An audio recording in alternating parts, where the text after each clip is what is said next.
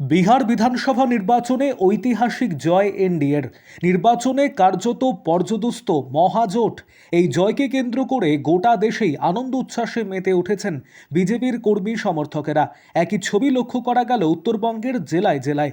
মালদা জেলার মানিকচকের মথুরাপুরে আনন্দ উচ্ছ্বাসে মেতে উঠলেন দলীয় নেতাকর্মীরা। ব্যান্ড বাজিয়ে গেরুয়া আবির মেখে চলল সেলিব্রেশন। ফাটানো হয় বাজি পটকাও, পাশাপাশি মিষ্টি বিতরণ করা হয় পথ চলতি সাধারণ মানুষকে। এছাড়াও একটি বিরাট মিছিল মানিকচকের বিভিন্ন এলাকার পথ পরিক্রমা করে। এদিনের এই কর্মসূচিতে উপস্থিত ছিলেন বিজেপি নেতা গৌরচন্দ্র মণ্ডল, সুভাষ যাদব সহ অন্যান্য নেতৃত্ব।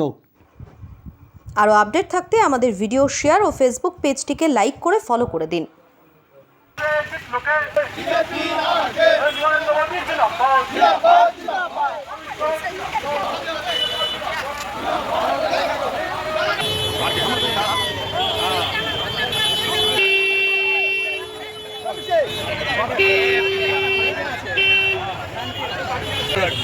সবার মধ্যে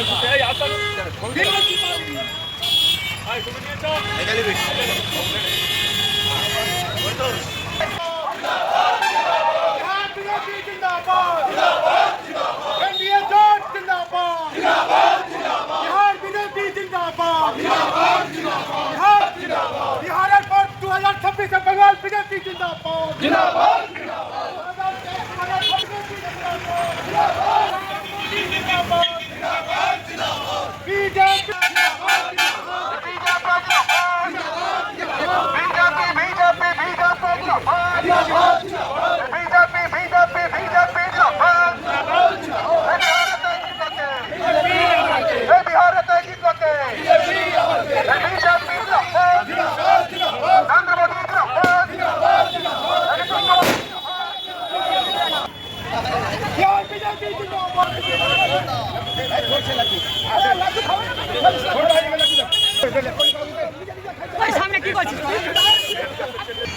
গেরুয়া ঝড়ে ইন্ডি জোটের পিটকি চটি, মানে গেরুয়া ঝড় বিহারের 200 পার করেছে।